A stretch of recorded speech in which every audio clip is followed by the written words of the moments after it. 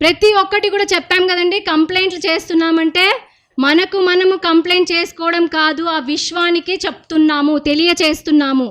ప్రతి ఒక్కటి కూడా కంప్లైంట్ ఆ తల్లికి పంపిస్తున్నాం. కాబట్టి మనం ఎంతో జాగ్రత్తగా మనం మాట్లాడే మాటని, భావాలని, ఆలోచనలన్నిటినీ కూడా ఇవాల్టి నుండి ఎరుకలో ఉంచుకొని నడుద్దాం అందరూ కలిసి. మనకు ఏదైతే కావాలో దానిపైన కాకోకుండా మన శ్రద్ధ అంతా కూడా పక్కన నెగిటివ్ థాట్స్తో మనము నింపి ఉంటామండి. చిన్న ఉదాహరణకు మూవీ వెళ్ళాలండి, మహేష్ బాబు మూవీ వచ్చింది, వెళ్ళాలి, కొత్తగా రిలీజ్ అయింది. అందరికి ఉంటుందా అండి మనసులో పోవాలని? ప్రతి ఒక్కరు కూడా ఫస్ట్ రోజు వెళ్ళాలి, చూడాలి మూవీ అని. కరెక్టా కాదండి? ఏదో స్లోగా వస్తుంది నాకు వాయిస్. అయితే యాక్టివ్గానే ఉన్నారు, ఎవరు నిద్రపోవట్లేదు. అయితే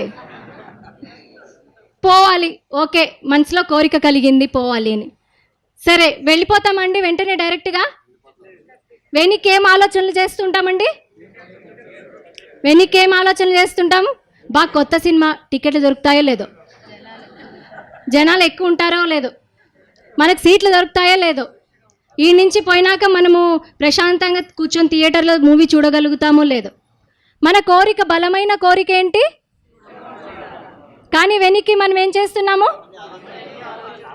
అదేవిధంగా ఆత్మజ్ఞానం కానివ్వండి, సంపద కానివ్వండి, మనకు కావాలి, అనంతమైన సంపద కావాలి. కానీ వెనక్కి ఏంటండి? ఏం చేస్తున్నాము? వెనక్కి ఎటువంటి ఆలోచనలు చేస్తున్నామంటే, కష్టపడాలి, చాలా కష్టపడితే కానీ సంపద రాదు, నాకు సంపద ఇంతే, నా జీవితం ఇంతే, ఇంకా నేనేం చేయలేను, మా తలరాతి ఇంతే, మేమేం చాలా కష్టపడుతున్నాం, మేము ఇంతే. అప్పుడు ఒకటి మనకు బలంగా కావాలి అనుకున్నప్పుడు, సంపద కావాలి అనుకున్నప్పుడు, నాకు ఇంత సంపద కావాలని మీరు ఎప్పుడైతే మనోనిశ్చయంతో ఒకటి క్రియేట్ చేసుకొని దాన్ని చెప్పగలిగినప్పుడు ఆ సంపద మనకు చాలా సులభంగా వస్తుందండి. అందుకే ఒకటి కావాలన్నప్పుడు, ఈ సంపద కావాలనుకున్నప్పుడు దాని వెనుక నెగిటివ్ థాట్స్ రిలీజ్ చేయకోకుండా ఎప్పుడు కూడా పాజిటివ్గానే ఉంటూ ఎప్పుడైతే మనం ఇన్వైట్ చేసుకుంటామో ఆ సంపద మన జీవితంలోకి హ్యాపీగా వస్తుంది. మరొకటి ముఖ్యమైనది ఏం చేస్తూ ఉంటాం చెప్పనండి? కంపారిజన్. ఏమండి కంపారిజన్ అంటే? ఎప్పుడు కూడా మన జీవితంలో మనం ఏం చేస్తూ ఉంటామంటే ఒకరితో పోల్చుకుంటూనే ఉంటున్నాం.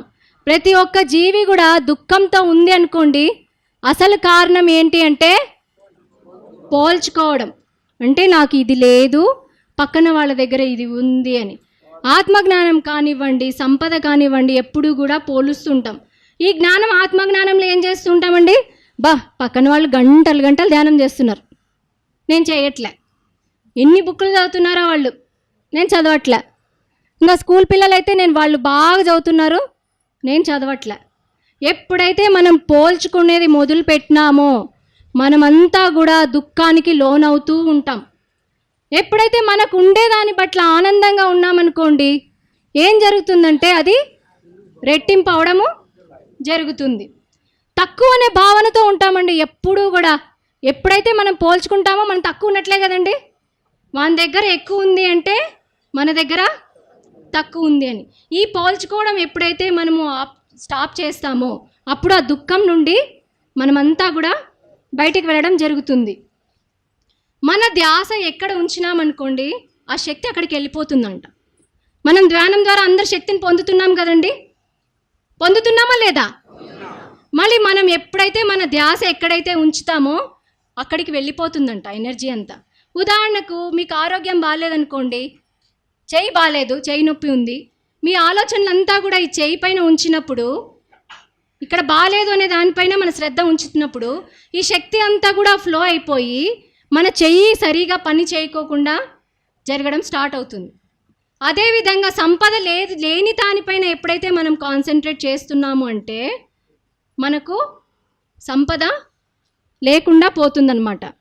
మరి ఇప్పుడు మనం అందరము కూడా ఒక 2 చిన్న ప్రాసెస్ చేసుకుందామండి, ఓకేనండి?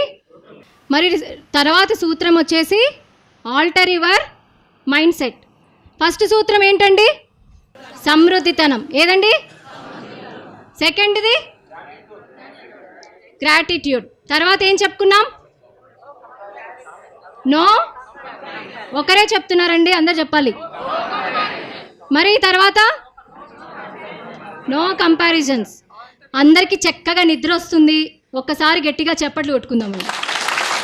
ఇంకా ఇంకా ఇంకా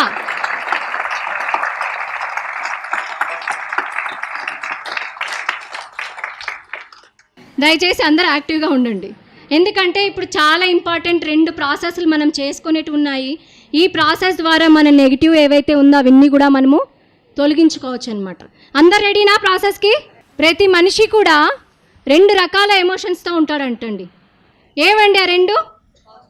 పాజిటివ్ ఎమోషన్స్. పాజిటివ్ ఎమోషన్స్తో ఉన్నప్పుడు అలాంటి వ్యక్తుల్ని, అలాంటి సందర్భాల్ని, అటువంటి ఆరోగ్యాన్ని మనము అట్రాక్ట్ చేసుకుంటూ ఉంటాం మన జీవితంలో. నెగిటివ్ ఎమోషన్స్తో ఉన్నప్పుడు ఏం జరుగుతుందంటే సరికాని వ్యక్తుల్ని, సరికాని అనారోగ్యాన్ని, సందర్భాల్ని అన్నిటినీ కూడా మనం అట్రాక్ట్ చేస్తూ ఉంటామన్నమాట. ఎప్పుడైతే మనం పాజిటివ్ ఎమోషన్స్తో మనం ఉండగలిగినప్పుడు మనము అనంతమైన సంపదని కానివ్వండి, అనంతమైన జ్ఞానాన్ని కానివ్వండి, మనము మన జీవితంలోకి మనం తెచ్చుకుంటూ ఉంటామన్నమాట. మనం ఏం చేయాలంటే చిన్న విషయం చేయాలి. ఏం చేయాలంటే నెగిటివ్ నుంచి పాజిటివ్గా షిఫ్ట్ చేయగలిగినప్పుడు దానికి ఒక అనంతమైన శక్తిని, ఆ విశ్వశక్తి ద్వారా వచ్చే శక్తి దానికి తోడ్పాటయ్యి మన జీవితంలో కూడా మనము పాజిటివ్ని మన జీవితంలోకి అట్రాక్ట్ చేసుకుంటూ ఉంటామన్నమాట. ఎవరెవరికి చాలామందికి నెగిటివ్ భావాలు ఉంటాయి కదండి. ప్రతి ఒక్కటి ఆ నెగిటివ్ నుంచి పాజిటివ్కి షిఫ్ట్ చేసుకుందామండి. కేవలం ఎందుకు నెగిటివ్ థాట్స్ వస్తాయో తెలుసా అండి మీకు? మనకు ఉండే అపోహల వల్ల. ఈ అపోహలు ఎక్కడి నుంచి వస్తాయంటే సమాజం నుండి, ఇంట్లో తల్లిదండ్రుల నుండి ఏర్పరచుకొని ఉంటాం. ఎప్పుడైతే ఈ అపోహలు మన జీవితంలోంచి బయటికి పంపించగలిగినప్పుడు, ఈ అపోహల్ని కంప్లీట్గా మార్చుకున్నప్పుడు మనము ఏదైనా కూడా సాధించుకోవచ్చు అన్నమాట.